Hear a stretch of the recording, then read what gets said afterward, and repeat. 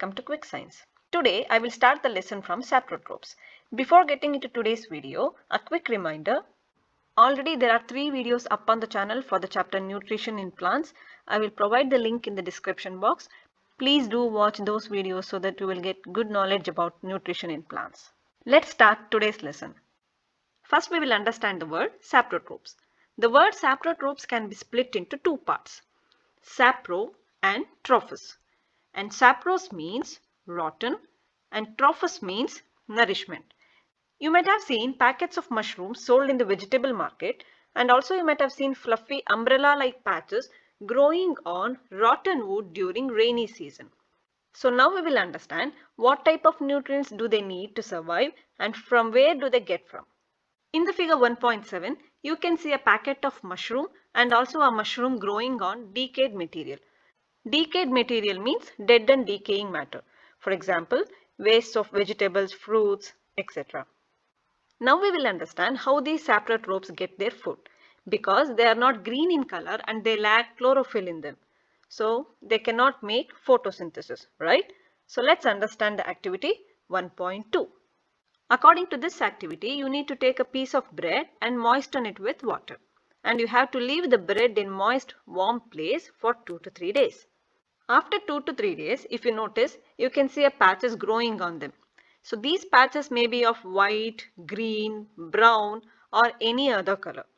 Sometimes you can see patches growing on bread and sometimes you can also notice cotton threads on the piece of bread, right? So these organisms are called fungi. In the figure 1.8, you can see a growth of fungus on the piece of bread. In this figure, you can notice green patches growing on bread and also cotton threads growing on bread, right? So they are called fungi. You know, most fungi are decomposers. That's why they are called saprotropes. They have different mode of nutrition. Do you know how do they get their nutrients? First, they secrete digestive juices on dead and decaying matter and they convert the dead and decaying matter into a solution form. Then they start absorbing the nutrients from it. So this is how they get their nutrients. So this mode of nutrition in which organisms take in nutrients in solution form from dead and decaying matter is called saprotrophic mode of nutrition. So plants which use saprotrophic mode of nutrition are called saprotropes. Now I will explain you saprotropes with another figure. In these figures you can notice saprotropes growing on dead and decaying material. I have already explained you dead and decaying material is nothing but wastes of organic matter like peels of vegetables, fruits, leaves, wood, etc. These saprotropes releases enzymes and converts the organic matter into solution form and then it absorbs nutrients from the solution. You must have seen growth of fungi on pickles, leather, clothes and some other articles which are left in hot and humid weather for long time, isn't it? Humid is nothing but water vapors present in atmosphere. Alright, let me clear the doubts here. Bojo wants to know whether fungi causes diseases or not. Yes, fungi causes diseases also. And one more thing, fungi like yeast and mushrooms, they are useful. In fact, yeast is used for fermentation process, whereas some other fungi causes diseases in plants, animals as well as in humans. And some fungi are also used in medicines. For example, penicillin. You must have heard of this, right?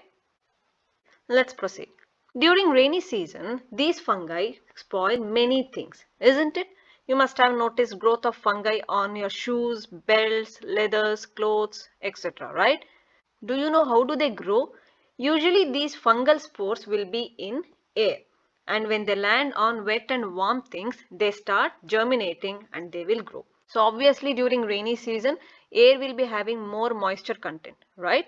So these fungal spores start germinating and it grows. Do you know how to protect our things from getting spoiled?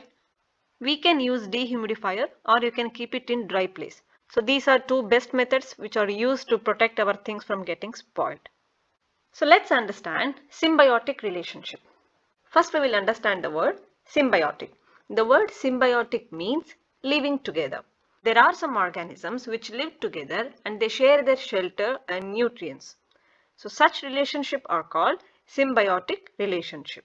In symbiotic relationship, Both the organisms which live together will be mutually benefited.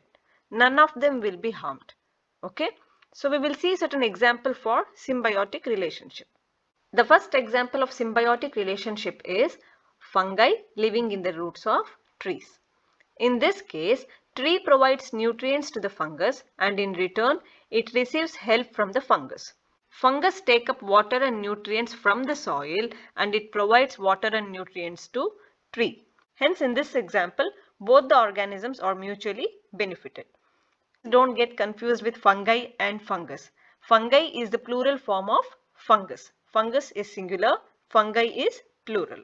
As I have already explained you in the example, fungi takes up water and nutrients from the soil and it provides water and nutrients to the plant, whereas plant provides nutrients and shelter to fungi. So this association is very important in symbiotic relationship.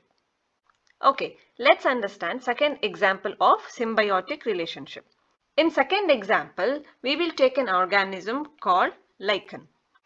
The figure shown here is lichen. Lichen is actually an organism where two organisms live together and functions as a single unit. Lichens consist of algae and fungi. They both live together and functions as single unit called lichens. In this case, algae produces carbohydrate during photosynthesis, right?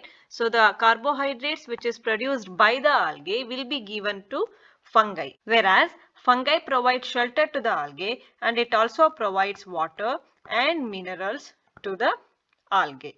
Fungi absorbs water and minerals from the soil because fungi will be in the roots.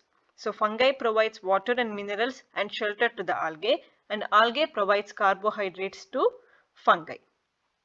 I think now you have understood, right? Lichen has two organisms which live together. One is an algae, another one is fungi. They both live together and acts as lichen. My next video will be on how nutrients are replenished in the soil. If you have liked the video, please don't forget to give it a thumbs up, share the video with your friends and subscribe to Quick Science. I'll see you in the next video. Until then, bye-bye.